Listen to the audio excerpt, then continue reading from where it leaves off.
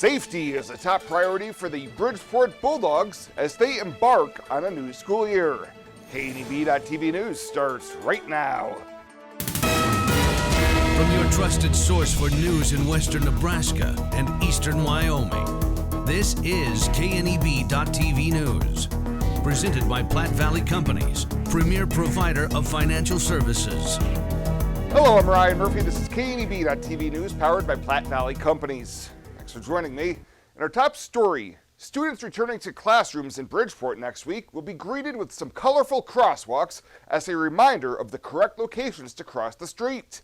Last week, Bridgeport High School art students took a few days to stencil and colorize crosswalks on Q Street in front of the school at the 8th and 9th Street intersections. The project was championed by the local citizens group Be Active, with group member Costa Lapasotis telling KNB News that the idea was to get away from the standard uniform crosswalks that motorists sometimes zone out. Through Panhandle Public Health District and Janelle Visser, we've actually been shown a lot of studies that have shown that brightly colored and different crosswalks really increase the visibility of the crosswalk. They increase the likelihood of motorists not only stopping, but coming to a full stop. And they've had huge reductions in incidences of pedestrian and motorist accidents. Designs include Lego blocks, a piano keyboard, a pod of sea turtles, and a koi pond. Panhandle Public Health District provided funds for the appropriate paint. The Bridgeport Lions Club provided money to pay the student artists. Stencils came from the school district, and local eateries provided food over the 2 days needed to complete the artwork. Well, for 25 years, Buckboard Therapeutic Riding Academy has been helping kids in the region with special experiences riding horses. An open house will be held this Saturday from 2 to 4, and co-coordinator Mackenzie Gregory hopes everybody can join them to help celebrate. So we'll be having cake and punch, so you can stop by and have a cupcake, drink some punch, and come celebrate 25 years of Horses Helping Kids. Kathy will have a lot of stories to share, so you'll be able to mingle and talk to her. Our board members will all be there. Hopefully a lot of our sponsors and donors will be there, a lot of our current riders and volunteers, as well as hopefully a lot of our past riders and volunteers as well. So some of the people, the riders don't necessarily get to interact with the sponsors and the donors as much, the people who make this possible.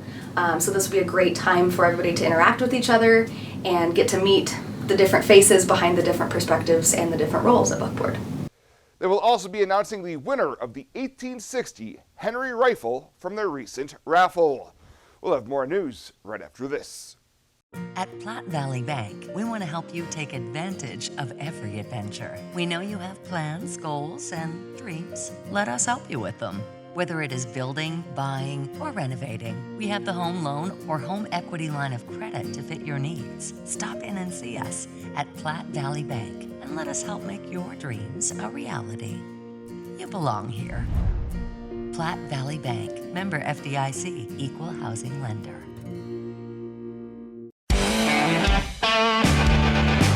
Welcome to Kelly's, home of the Valley's best selection of wine, spirits, and beer. Whether you're brand loyal to the tried and true brew or really enjoy trying something different and new, Kelly's has something for everyone. Family owned and operated and right on your way on West 27th Street in Scotts Bluff. Kelly's Liquor. If you can't find it at Kelly's, it's not worth drinking.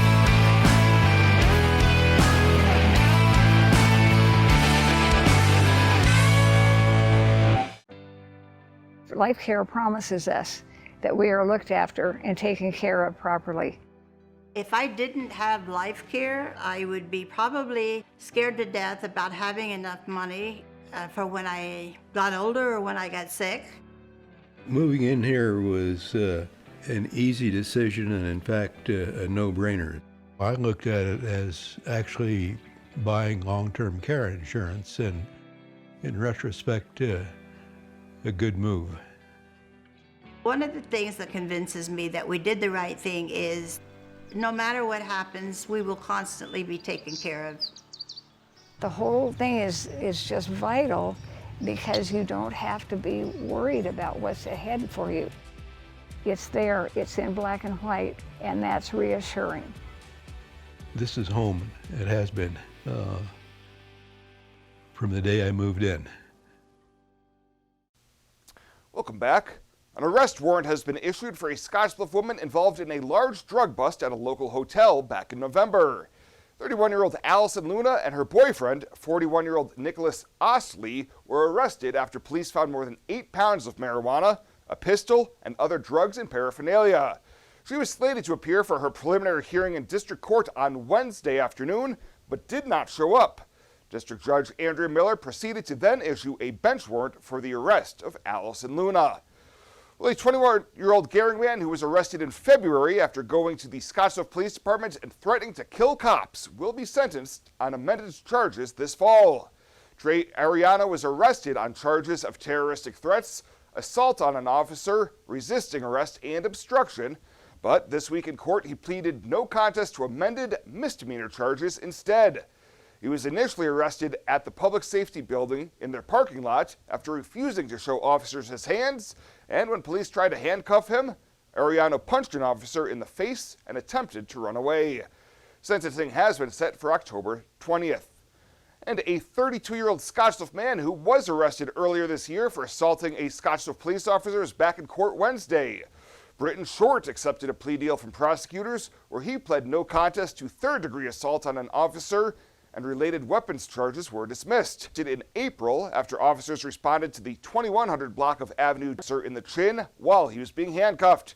He faces up to 3 years and he's sentenced on October 18th. KNEB.TV News will be back right after this.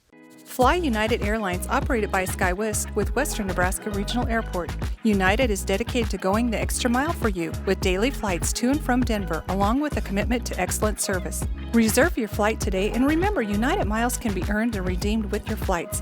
While at the airport, stop and enjoy authentic Italian food at Roma Italian Restaurant. Plus, Hertz Thrifty Car Rental is there for your car rental needs. Make life easier, relax, and get on board with Western Nebraska Regional Airport.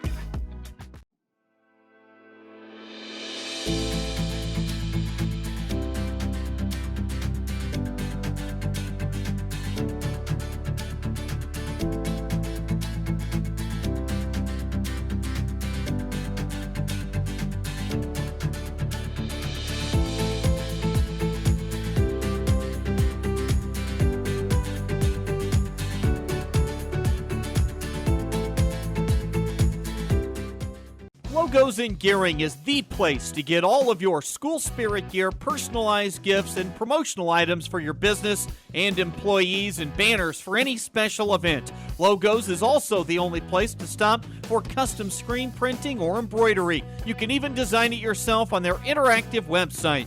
Stop into Logos today. They'll design it, print it, and have it to you in no time. There's no job too big or small for Logos. That's Logos in Gehring.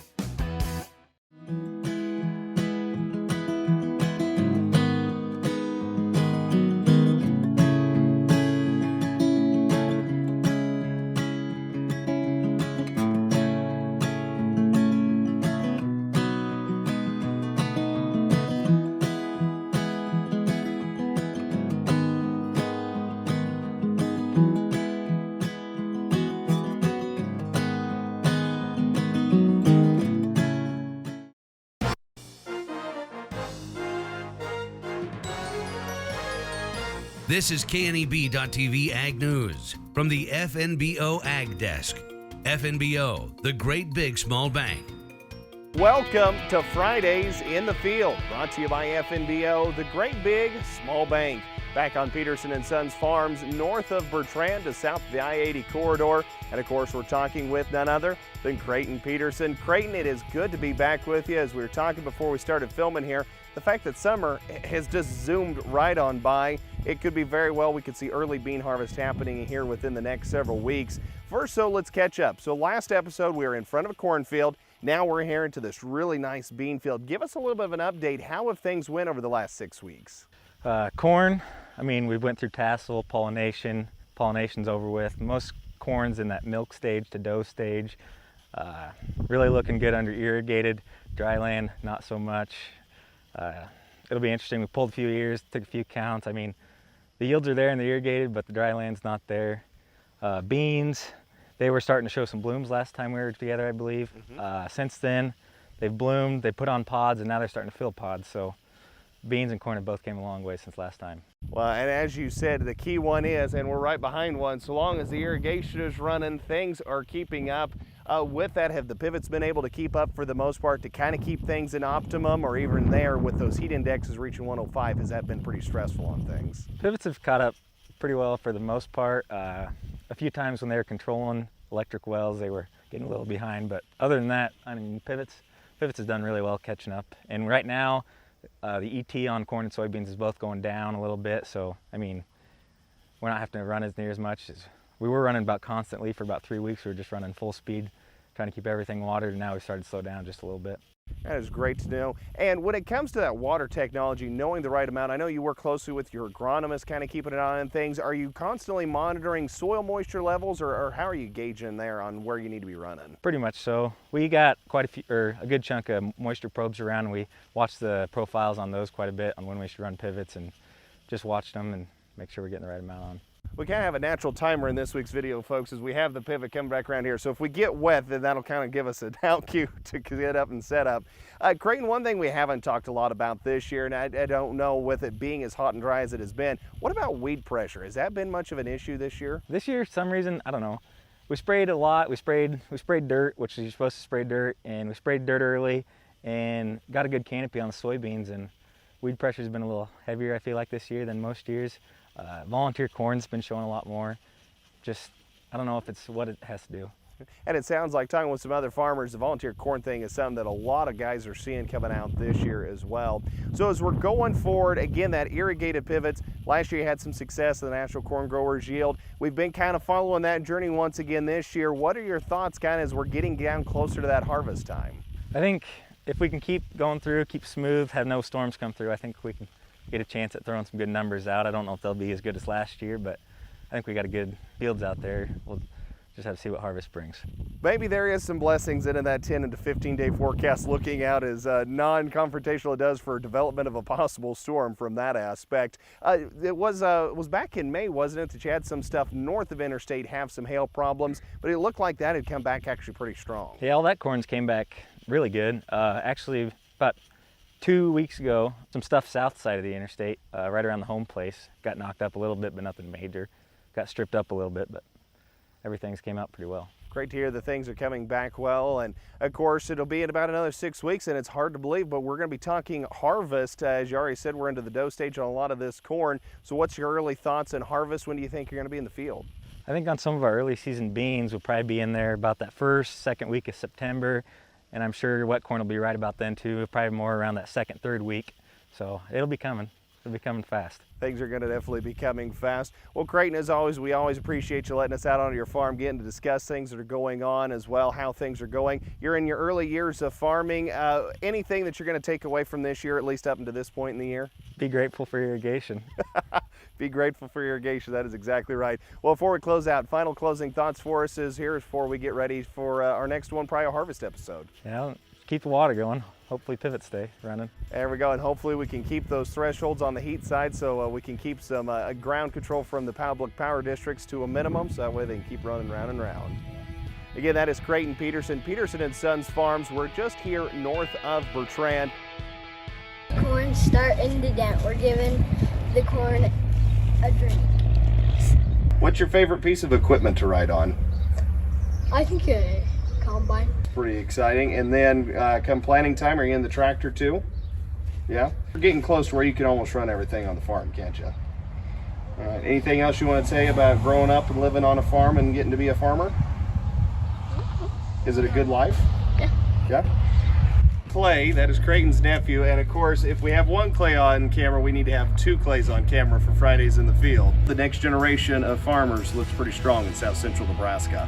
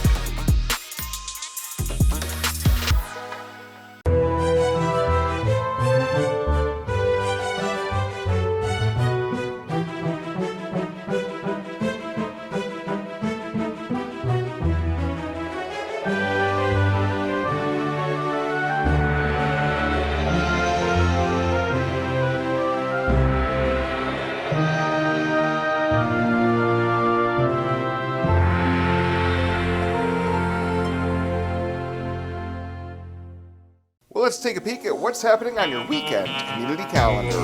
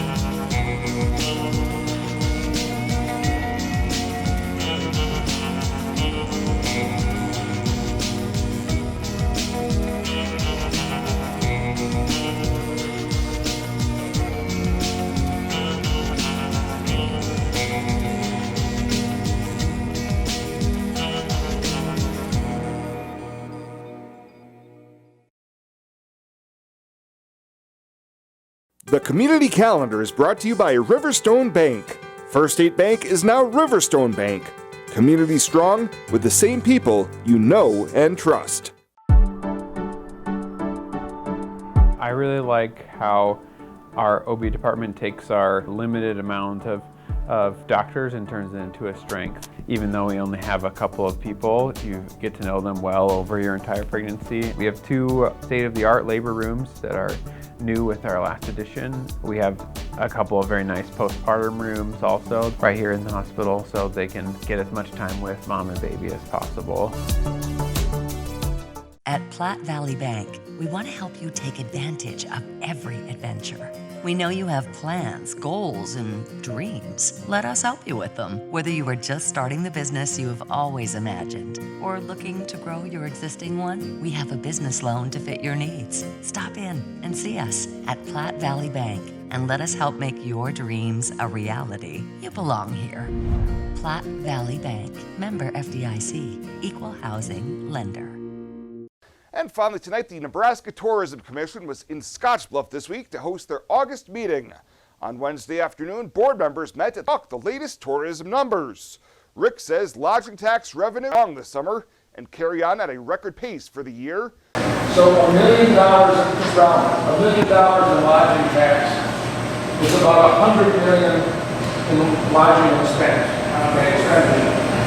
And lodging is only 20% of total visitor expenditure, so we can multiply that number times 5 to get 100%. He continued to explain that since lodging makes up only about 20% of visitor spending, total visitor expenditures, including events, attractions, restaurants, and other travel-related segments, approached $2 billion halfway through this calendar year. Well, that does it for us this time. Thank you so much for tuning in. Have a great weekend. We'll see you back here on Monday.